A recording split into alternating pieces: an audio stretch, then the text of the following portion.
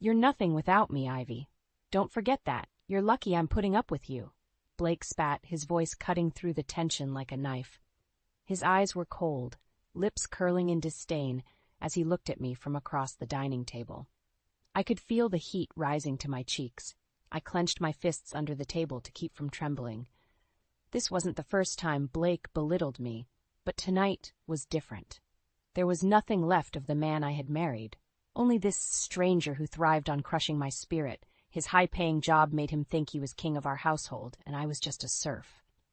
I'm doing my best, I said quietly, trying to keep my voice steady. My freelance work is going well.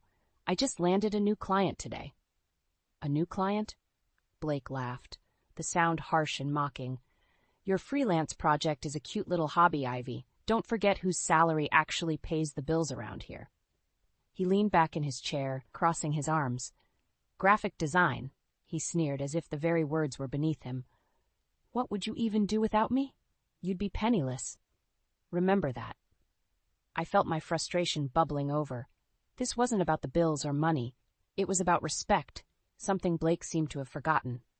Blake, this is important to me. It's a real job, even if you don't see it that way. I'm contributing, too. Blake's expression hardened. You're contributing nothing but headaches. I manage the finances. I make the tough decisions. You play on your computer. There's a big difference. The air felt thick with unspoken anger. He always managed our money, giving me just enough to get by. Even groceries felt like an uphill battle. But despite the control, I had been putting money aside little by little without Blake knowing. Blake stood up abruptly. I'm done with this conversation. His tone was final, absolute, meant to put me back in my place. Clean up the kitchen. I'm going to bed. As he walked away, I could feel the tears welling up, but I swallowed them back. Not tonight. I wouldn't let him see me break. Not again. In the quiet of the kitchen, I scrubbed the dishes with more force than necessary, trying to wash away the frustration clinging to me. Later, I sat at my small desk in the living room, my computer screen glowing softly. Blake's words echoed in my mind, but they fueled something new within me. Not fear. Not sadness. Determination. Sophie's text notification popped up on my phone. How's it going tonight? I hesitated, but replied truthfully. Same old. Can we talk tomorrow? Of course. Anytime. He was my lifeline, the one person who saw through Blake's facade and encouraged me to stand up for myself. I took a deep breath and opened my project files. Seeing the colorful, creative work in progress was like a balm to my wounded pride. This was mine. This was my future. Blake's condescending laughter still rang in my ears, but I focused on the design before me, vowing silently that I wouldn't let his words define my worth. I would prove him wrong. This fight wasn't over, not by a long shot. With renewed determination, I began working on my project, each click of the mouse a step towards reclaiming my life from Blake's shadow.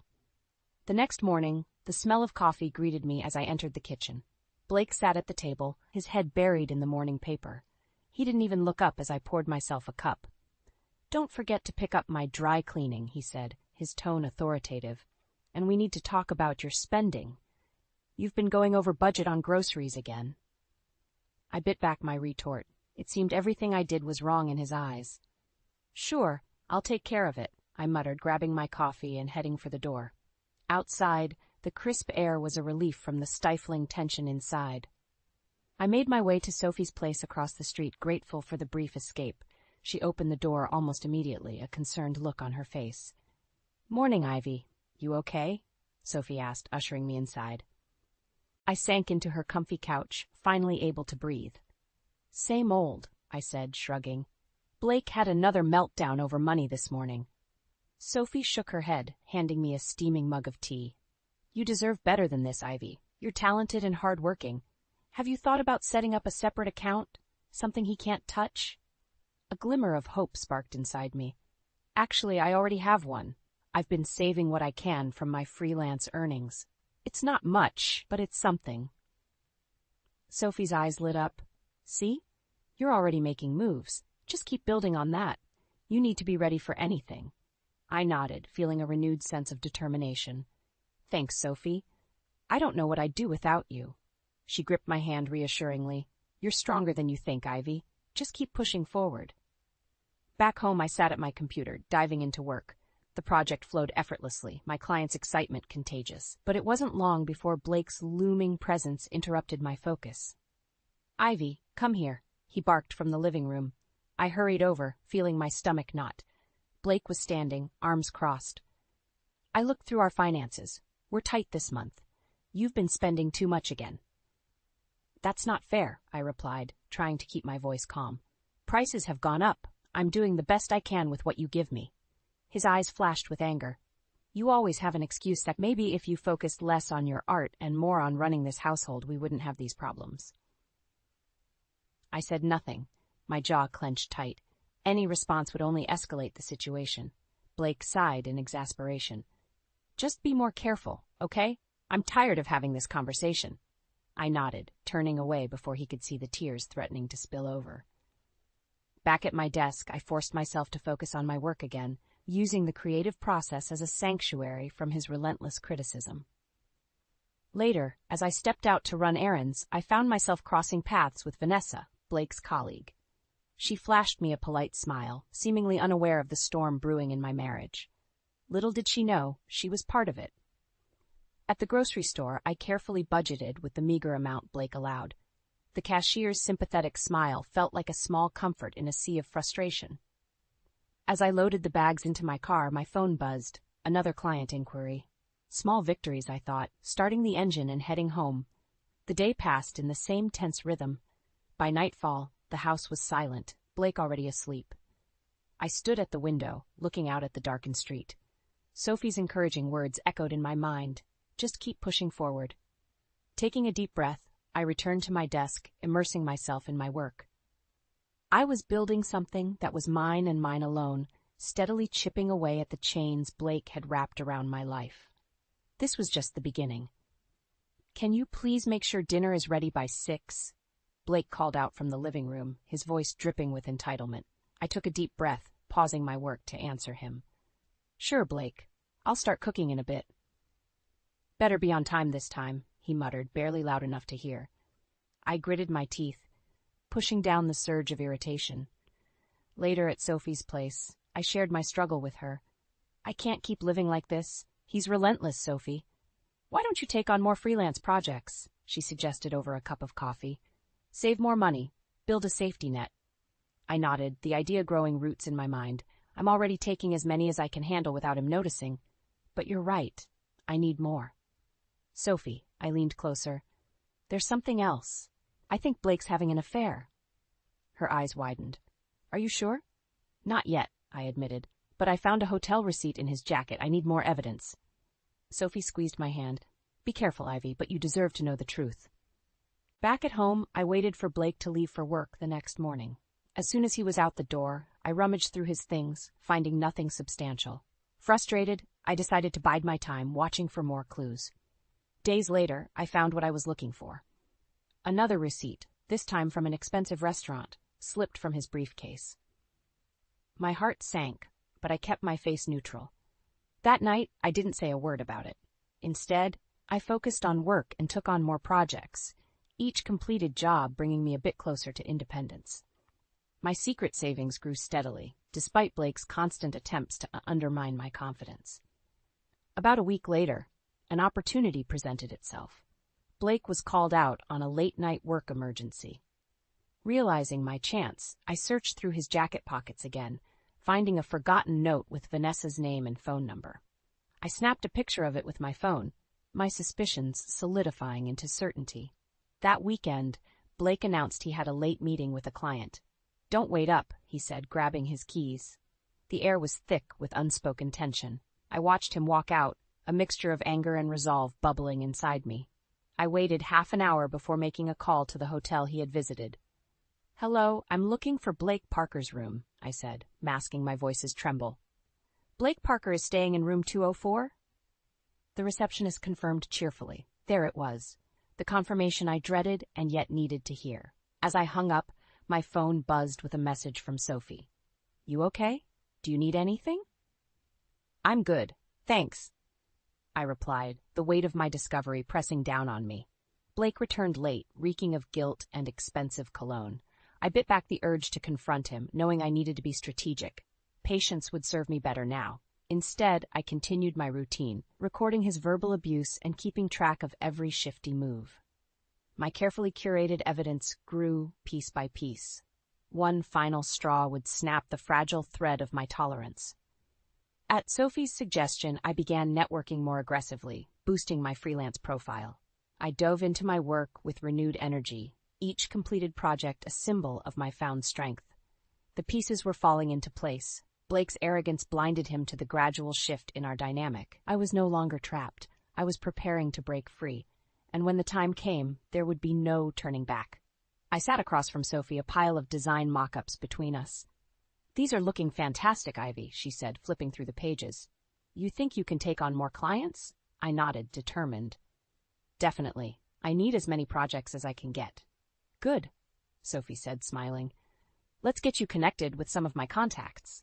They're always looking for quality designers. Over the next few weeks, Sophie and I worked tirelessly to enhance my portfolio and network with new clients. Every small success was a victory, boosting my confidence. My savings grew steadily as Blake remained blissfully unaware of my plans. One night, as I worked late on a project, Blake hovered behind me, watching silently. Suspicious but unsure, he finally broke his silence. "What are you doing, Ivy?" "Just finishing a freelance project," I replied calmly, keeping my eyes on the screen. Blake scoffed. "You and these little projects. Make sure you're not neglecting your responsibilities around here." "I'm not," I said firmly. "This work is important to me." He sighed, shaking his head. "Just don't let it interfere with the household. You need to prioritize better." Tension cranked up a notch, but I continued undeterred, knowing I was building towards something bigger. Meanwhile, Blake's behavior grew more erratic. He constantly checked on me, his suspicion fueling a toxic atmosphere at home. One evening, after a particularly heated argument over money, I knew I had to act faster. "Sophie, I need your help," I said, my voice shaky as I explained the latest confrontation. "We'll get you through this, Ivy," she reassured, holding my hand. "Focus on gathering all the evidence you need. I'll help you however I can." The next day, I decided to install a small camera in the living room, discreetly hidden among the books on the shelf. It was my insurance, my means of capturing his aggression and painting the true picture of our life together. As Blake continued his escapades with Vanessa, leaving little clues here and there, I collected each piece methodically. The recordings piled up, his scathing remarks, his controlling behavior, his blatant disrespect. One night, I reviewed the footage alone at my desk. Blake's voice filled the room, laced with contempt. "You're worthless, Ivy. Without me, you're nothing." The words stung, but they also fortified my resolve. Days later, Blake left his laptop open as he took a call in another room. Heart-pounding, I seized the opportunity, quickly accessing his email. There it was, a string of messages with Vanessa, detailing their meetings and expenses. I copied everything, making sure to leave no trace. After he left for work the following morning, I met Sophie in my kitchen. "I've got it all," I said quietly, showing her the evidence. Her eyes widened as she scrolled through the emails. "This is enough, Ivy. You can confront him now. You've got everything you need." I nodded, bracing myself. "I just need to time it right, when he's least expecting it." That evening, Blake arrived home in a foul mood, grumbling about work. "Dinner ready?" he barked.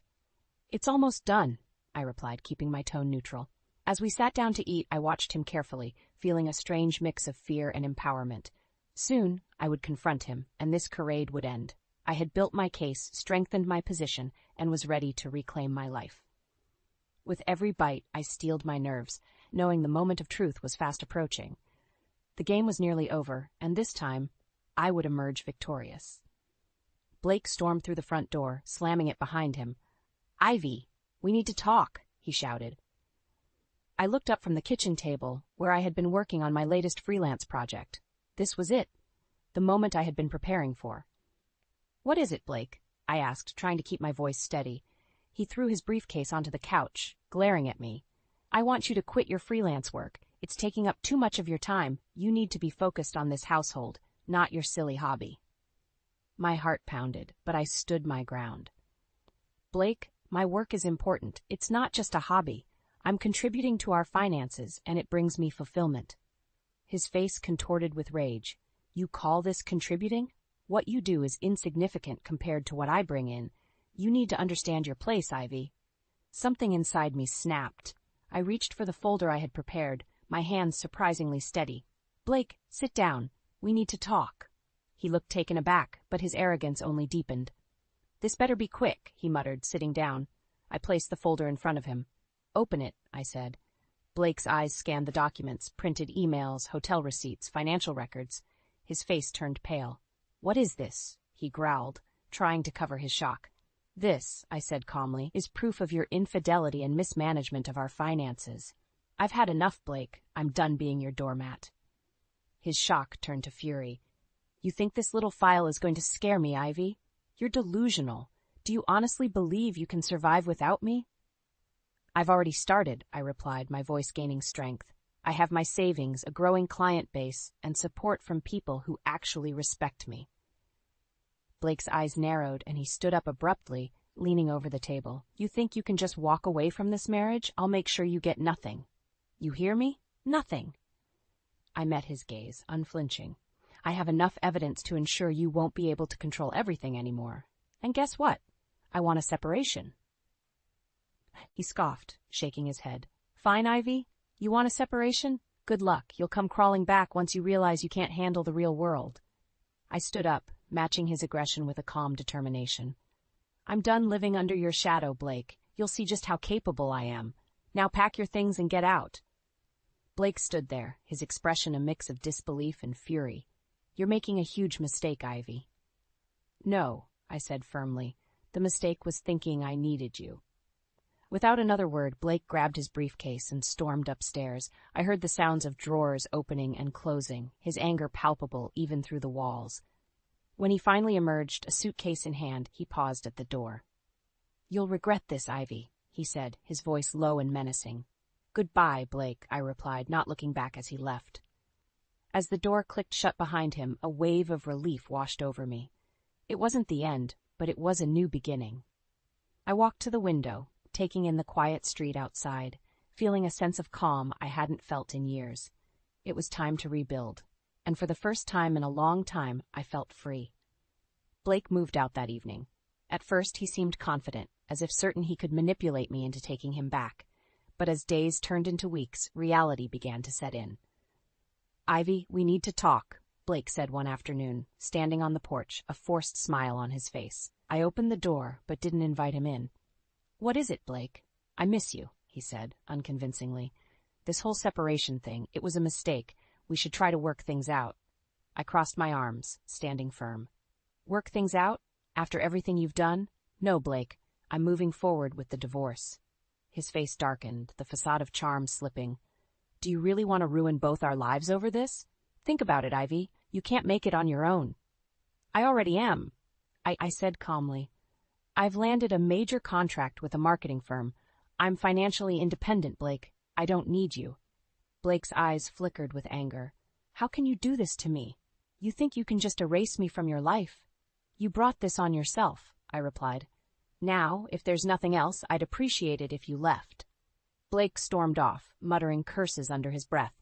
I watched him go, feeling a strange mix of pity and satisfaction. He was starting to realize he had lost control. A few days later, I received a call from a mutual friend, Lisa. Ivy, have you heard? Blake's affair with Vanessa. Everyone at his office knows. It's causing quite a stir. Really? I said, unable to hide my satisfaction. Interesting. It's all over the place, Lisa continued. Apparently, Blake tried to blame you for his stress at home, but no one's buying it. His reputation is in shambles. I thanked Lisa and hung up, sitting back with a sense of vindication. Blake's world was crumbling, and he had no one to blame but himself. A week later, Blake showed up again, but this time his demeanor was different. Desperate. Ivy, wait, he called out as I was heading to my car. What do you want, Blake? I said, not stopping. I am sorry, he stammered. I was wrong.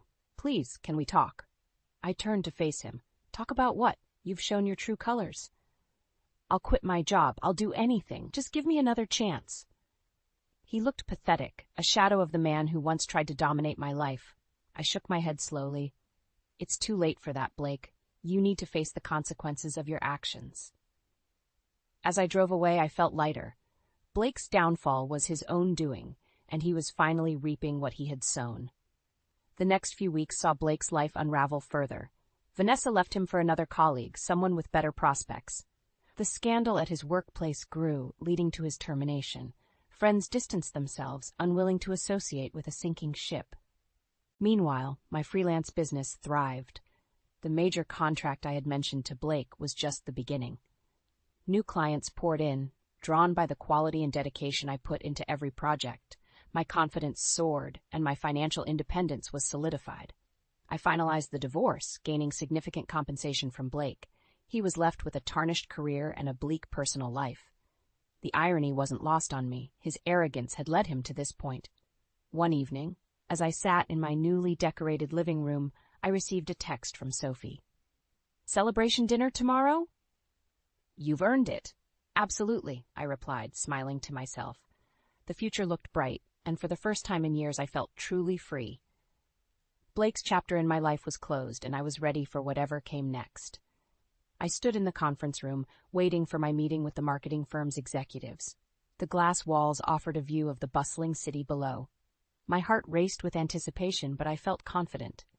This was a far cry from the timid Ivy who once cowered under Blake's shadow. The door opened, and Mr. Thompson, the firm's director, walked in with a warm smile. "Ivy, good to see you again. Come on in." "Thank you for having me, Mr. Thompson," I said, shaking his hand. He led me to the table where several other executives were seated. "Everyone, this is Ivy Parker, the talented graphic designer we've been hearing so much about." I took a seat, feeling a surge of pride as they nodded in acknowledgement. "This campaign is crucial for us, Ivy," Mr. Thompson continued. "We've seen your work, and we're confident you're the right person for the job." We spent the next hour discussing the project. They were impressed with my ideas, and by the end of the meeting, I had secured the contract. As I walked out of the building, the weight of my achievements settled in. I had built a thriving business and established myself as a respected professional. Back at my new apartment, I reviewed the contract, excitement bubbling within me. The phone rang, interrupting my thoughts. It was Sophie. "How did it go?" she asked, her voice eager. "I got it," I said, unable to keep the triumph from my voice. "That's amazing, Ivy. Let's celebrate tonight." "Definitely. I'll see you at 7, I replied, hanging up with a grin. I glanced around my apartment, a symbol of my newfound freedom. It was cozy, filled with personal touches, and devoid of Blake's oppressive presence. I couldn't help but feel a sense of satisfaction. Blake's downfall had paved the way for my rise. Later at the restaurant, Sophie and I clinked our glasses together. "To new beginnings," she toasted. "To new beginnings," I echoed, smiling. "Thank you for always supporting me, Sophie. I couldn't have done this without you." "Hey, you did all the hard work? I just gave you a little nudge," she said, grinning. Our laughter filled the air, a stark contrast to the tense, unhappy dinners I once had with Blake. I realized how far I had come, and how much I had gained from walking away. The next morning, I received an unexpected email. It was from Vanessa. "Ivy, I don't know if you'll read this, but I wanted to apologize. I never meant to hurt you. Blake deceived me too. I've left him and moved on. I hope you find peace." I stared at the message, feeling a strange mix of emotions. I had no intention of replying, but it was a reminder of how much had changed. Blake's attempts to reach out continued to fail. His calls and messages went unanswered. He was now working a menial job after struggling to find employment in his field, his reputation too tarnished to recover. He had become the epitome of lost potential while I had thrived. I felt no pity for him. This was his karma, the consequence of his arrogance and betrayal. He had underestimated me, and now he was living with the results. As for me, my life was full of new opportunities and possibilities. I had not only survived, but flourished. The future was mine to shape, free from the shadows of my past. That evening, as I sat on my balcony, watching the city lights, I felt a deep sense of contentment. The journey had been tough, but it had made me stronger, and with every breath, I welcomed the promise of the days to come, confident that I could take on anything life threw my way. The sun streamed through the windows of my new apartment, casting a warm glow over my fresh start. It had only been a few weeks since the divorce was finalized, and I felt a profound sense of freedom. My business continued to thrive, and the future looked brighter than ever. "Ivy, how about we grab lunch today?" Sophie texted early that morning. "Sounds perfect. Noon at our usual spot?" I replied, smiling at her perfect timing. At the cafe, Sophie and I chatted over sandwiches and iced coffee. She couldn't stop smiling. "You look so much happier, Ivy. It's like a weight has been lifted." "It has been," I admitted. "I'm finally living the life I want, without anyone holding me back." We spent the afternoon reminiscing and planning new adventures. The ease of our friendship was a stark contrast to the tension that used to consume my days with Blake. I felt grateful for every moment of peace and happiness. Back at my apartment, I looked around with pride. Each piece of furniture, every painting on the wall, reflected my taste, my choices. It was a sanctuary of my own making. Later that evening, a knock at the door interrupted my work. I opened it to find Blake standing there, looking disheveled and defeated. "What do you want, Blake?" I asked, keeping my voice steady. "Ivy, please," he begged. "Can I come in?" "No, Blake. Whatever you have to say, you can say it here." He hesitated, his eyes filled with a desperation I had never seen before. "I lost my job, Ivy. Everything's gone downhill since you left. I don't know what to do." I felt a pang of pity, but I stood firm. "That's not my problem anymore, Blake. You made your choices and now you have to live with them." "Please, Ivy," he said, his voice breaking. "I made mistakes, but I've learned my lesson. I need help." I shook my head, the resolve in my voice unwavering. "You took everything from me, Blake. My confidence, my happiness. It's time you learned to stand on your own." His shoulders slumped as he realized the finality of my words. "I don't know what to say," he murmured. "Goodbye, Blake," I said, closing the door. As the lock clicked into place, I felt a sense of closure. The chapter with Blake was truly over. Over the next few weeks, life continued to flourish. My business grew even more successful, and I found joy in every new project and client interaction. Sophie and I celebrated each victory, big and small, her support unwavering. One crisp autumn morning, I found myself standing in front of a beautiful old building in the heart of the city. With my newfound success, I was ready to invest in an apartment of my own, a place even more representative of the new life I had built. I signed the papers with a mix of excitement and pride. That evening, Sophie and I toasted to new beginnings in my soon-to-be home. "To your amazing journey, Ivy," she said, raising her glass. "You've come so far, and I'm so proud of you." "To us," I replied, clinking glasses. "To the future and all the adventures it holds." As we sat on the balcony, overlooking the bustling streets below, I realized how much had changed since Blake had walked out of my life. His downfall had been his own doing, and I had not just survived but thrived. I was more than the sum of his betrayal. I was resilient, independent, and ready to embrace whatever life brought my way. In the quiet of the night, I felt content and hopeful. The journey had been long and challenging, but every step had led me here, to a place of peace and newfound strength. The future was mine to write, and it brimmed with endless possibilities.